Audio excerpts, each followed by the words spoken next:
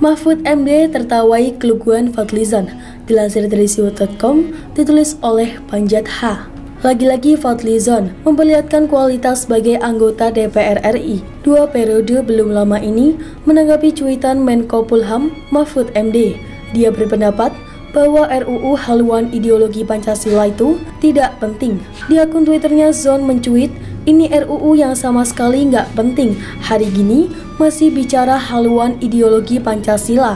Apa urgensinya? Pancasila sudah selesai tahun 1945. Dan para pemikirnya orang-orang hebat di masa lalu yang mau hianat pada Pancasila ya komunisme. Cuitan Bang Zon itu dalam rangka mengomentari status Menko Polhukam Mahfud MD bertanggal 31/2020 yang mengatakan bahwa ada pihak-pihak yang resah seakan ada upaya menghidupkan lagi komunisme dengan mencabut tab nomor 25/MPRS/1966. Keresahan itu menurut Mahfud terasa ketika dirinya berseminar secara online dengan rektor-rektor UIN terkait RUU HIP tersebut. Ada yang resah bahwa seakan ada upaya menghidupkan lagi komunisme dengan mencabut tab MPR nomor 25/MPRS/1966. Namun, Mahfud menegaskan tidak ada lembaga yang dapat mencabut tab MPR tentang pelanggaran ideologi komunisme tersebut. Itulah sebabnya Mahfud MD justru menertawakan cuitan petinggi Partai Gerindra tersebut dengan cuitan menohok, hahaha, Bung Fadli yang usul RUU HIP itu lembaga Anda, DPR yang usul termasuk Gerindra, bukan pemerintah. Selanjutnya, seolah mengajari anak kecil menggunakan masker, Mahfud melanjutkan cuitannya, kalau Anda keberatan hari gini masih bicara haluan ideologi, seharusnya Anda yang ada di DPR menolak RUU itu disahkan untuk dijadikan usul inisiatif DPR.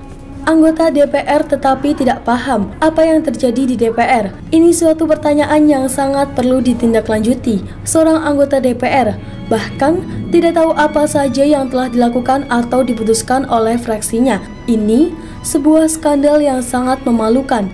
Jika ada oknum DPR yang seperti ini, harus diusut kembali latar belakangnya. Apa tingkat pendidikannya? Apakah gelar-gelar akademis yang selama ini melekat pada dirinya itu benar adanya? Jangan-jangan doi hanya lulusan sebuah lembaga kursus, tetapi mengaku sebagai alumni sebuah perguruan tinggi terkemuka. Sebab lucunya saja, kok seorang anggota DPR mempertanyakan atau mencibir sebuah keputusan politik yang telah diambil oleh partainya sendiri. Lain hal kalau dia itu anggota DPR independen, yang cuma iseng-iseng saja ketika dulu menjadi anggota DPR, bahkan menjadi wakil ketua DPR. Lalu, apa saja yang selama ini dilakukan oleh oknum DPR ketika ketahuan dia tidak paham dinamika kerja di lembaganya? Beginilah jadinya jika ada oknum yang kerjanya cuma nyinyir segala hal yang bukan kapasitasnya, terlalu sibuk memperhatikan pekerjaan orang lain. Akhirnya, dia sendiri tidak tahu apa pekerjaannya. Maka, terjadilah sesuatu yang sangat memalukan seperti di atas tadi. Penulis jadi teringat pada seorang oknum kepala sekolah SMP swasta yang diangkat oleh yayasan karena dia itu dosen di sebuah perguruan tinggi negeri yang punya nama dan reputasi besar. Dia orang sibuk, sudahlah pasti. Namun, demi memajukan sekolah, pihak yayasan memberi kepercayaan untuk menjadi kepala sekolah karena Kapsek sebelumnya pindah ke sekolah lain. Tidak perlu menunggu lama untuk mengetahui kapabilitasnya sebagai kepala sekolah. Jabatan itu memang baru pertama kali dia emban, sebab selama ini hanya mengajar di depan kelas. Menjelang ujian semester, seluruh kepala sekolah yang ada di kawasan mendapat briefing dari dinas terkait tentang pelaksanaan ulangan umum itu. Kepala sekolah kita sudah pasti ikut. Ketika dia kembali ke sekolah dan menjelaskan soal pertemuan itu, beberapa guru senior justru bingung, sebab penjelasan yang dikemukakan oleh kepala sekolah itu banyak yang dianggap aneh dan ganjil. Penasaran, seorang guru menghubungi kenalannya, seorang kepala sekolah yang turut dalam pertemuan itu, dan ketahuanlah bahwa Kapseknya ternyata kurang memahami banyak materi yang dipaparkan oleh dinas tersebut. Setelah hal itu dijelaskan, kalang kabutlah Kapsek itu dan menyuruh salah seorang guru senior untuk mempelajari kembali apa-apa saja yang dibahas dalam pertemuan itu. Pihak yayasan yang mengetahui masalah ini segera memberhentikan Capsek yang tidak punya kompetensi tersebut. Kasihan juga, dia menjadi bahan olok-olokan sebagai orang yang hanya menghadirkan sosoknya, namun matanya liar mengamati hal-hal lain.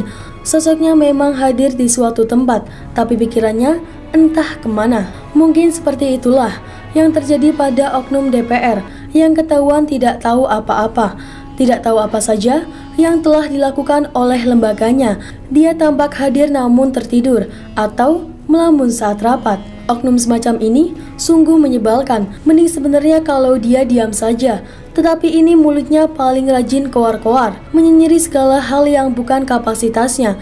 Giliran ditanya tentang sesuatu yang menjadi tanggung jawabnya, kok malah ngawur dan ngaco.